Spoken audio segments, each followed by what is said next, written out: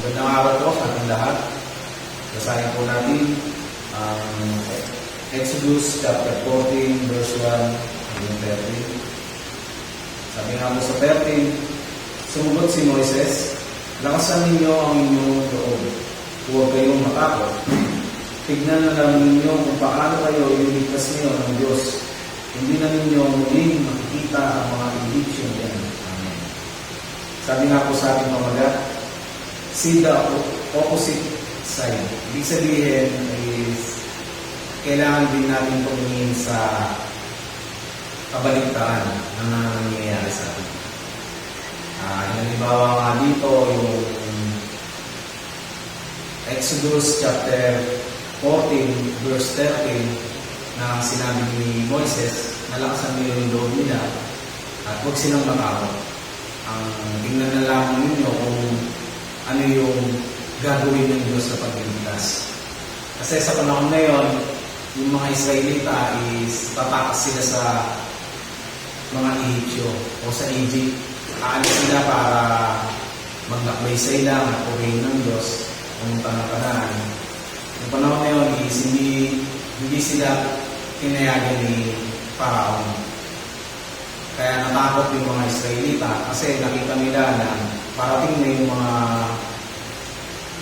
karwahe ng mga Egyptyo at maging yung dagat is hindi nila alam kung saan sila pupunta. Kaya natatakot sila. Pero ano sabi ni Moises? Lakasan ninyo ang loob. Tignan na lang ninyo kung ano yung mangyayari, kung ano yung gagawin ng Diyos na pagpiligtas sa amin. At sabi nga dito sa aming pinaka-introduction natin, napakaraming bansa na malalakas, tulad ng mga US, talagang malalakas sila sa mga material na bagay. At nasa kanila na kung iisipin, mga kayamanan, mga sa lugar. Pero kung iisipin, kahit na gano'ng kalakas yung bansa nila, kung wala silang Diyos, sila sa uli ay maghihiba sila. Ang pinupoint sa mensahe nito, bilang mga remnant o bilang mga Christian, tigilan na natin ang mag-isip ng mga bagay na makamunduhan tulad ng mga kayamanan, kapangyarihan. Kailangan natin na ang ating naisip o isipin sa mga oras na ito is kung paano tayo sasaya sa salita ng Diyos na nangyayari araw-araw. At sabi nga dito sa may pinaka main message natin, ano ang nakita ng 7-11? Diba? Tulad ni Jose, ano ba yung buhay niya? Siya ay alipin, pero nakita niya yung Ehipto at naging gobernador siya.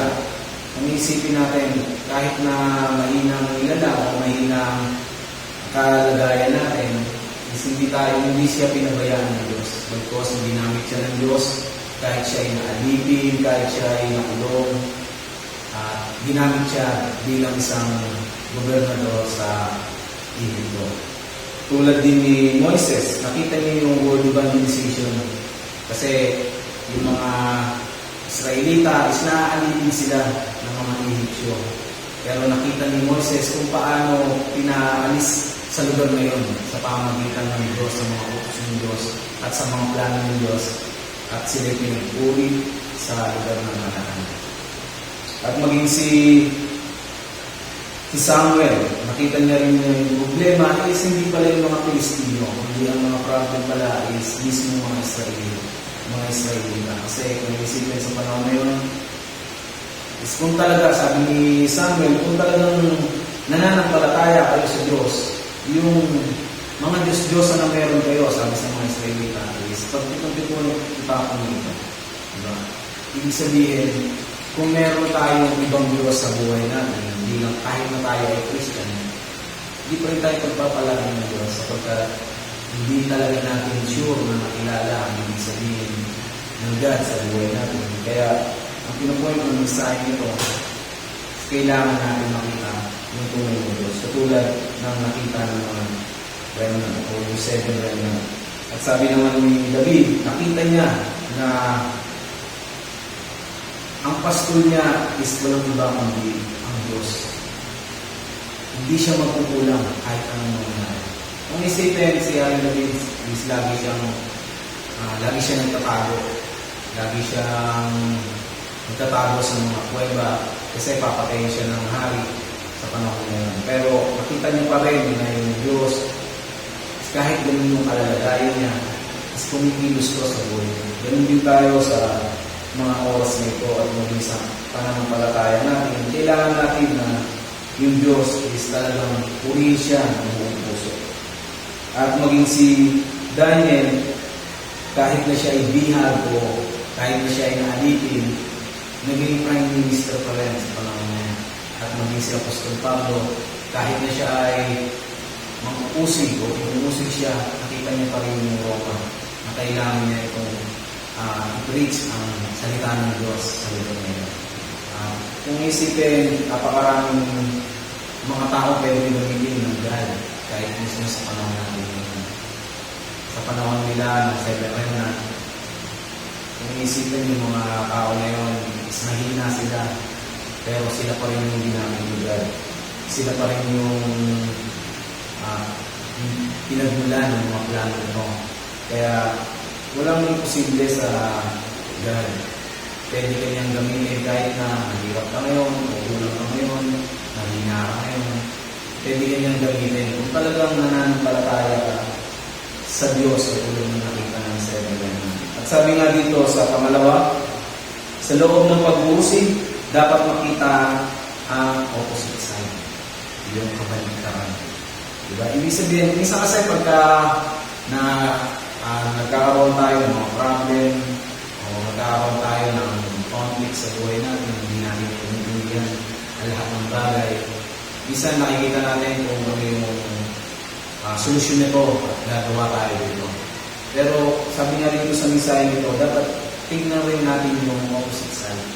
Yung kabaligtaran nito, kung ano yung pinupoint ni God kung bakit nararanasan mo ang mga problema at nararanasan mo yung paglulumihanan, yung wala kang kapayapaan, kung nararanasan mo yung mga bagay na yun. Kailangan makita mo na kahit sa pagkakataon noon, nasa gitna ka man ito, makita mo pa rin na yung God is ipilis siya sa'yo.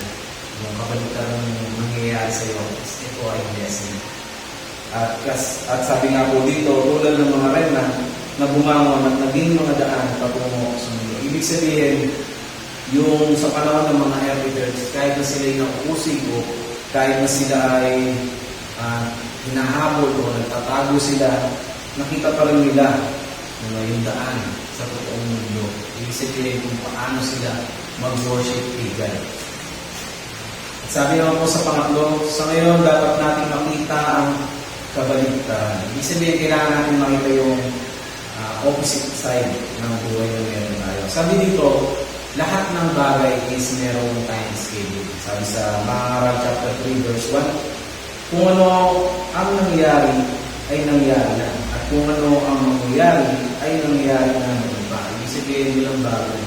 Napakaraming bagay at napakaraming pagkakataon na nagagaya tayo ng mundo tulad ng mga social media. Sakala natin is ngayon ito ay new generation. Pero kung iisipin, sabi ng Bible o sabi ng mga aral, ito ay naganap na naman. Yung mga nangyari is nangyari na. Yung mga naganap ay naganap na. Walang bago. Ibig sabihin, nagagaya tayo ng mundo nito para ma-focus natin yung mga bagay na makakahumanan sa amin. Pero sabi nga dito, lahat ng bagay is merong schedule. Diba? Lahat ng bagay is merong ipaglalaanan. Sabi nga dito sa pinaka-conclusion natin, nakalipas ng mga panahon at kung ano ang mananatili magpakailanman. Ibig sabihin yung mga mananatili magpakailanman, ito ay walang ibang yung mga nananampalataya sa Panginoon sa Kristo. Kahit na anong mangyari, kailangan natin makita yung kabaligtaran, yung opposite side. Kahit na meron tayong problem din, nakakaranas tayo ng mga hindi kakontentuhan sa buhay natin at gusto natin na magkaroon ng kapayapaan. Makikita natin ito kung yung opposite nito is i-enjoy natin. Diba, magkaroon ka ng nagkakaroon ka ng problema. Ibig sabihin, sa opposite side na to, merong blessing na darating. Kaya kailangan lang natin magpalataya at kailangan din natin manalangin at makita natin yung pagpapala ng Diyos sa ibinigay sa atin. Sige po, kaya ko yung manalangin. Panginoon Jesus, maraming salamat po sa araw nito. Hawakan mo sa bawat isa ay maintindihan namin ang mensahe nito, Lord. Maipamuhay namin ito sa pang-araw-araw. At ma-enjoy namin, Panginoon, kung ano man ang nangyayari na, kung ano man ang nangyayari sa mundo. Panginoon, maraming salamat at alam po namin na ang gawa ng Satanas ay wasak na sa pangalan ng Panginoon sa Kristo.